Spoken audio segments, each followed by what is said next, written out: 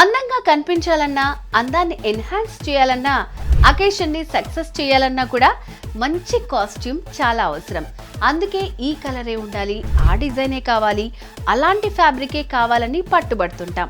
10 షాపులైనా తిరిగి నచ్చింది దొరికే వరకు వెతుకుతాం కదా.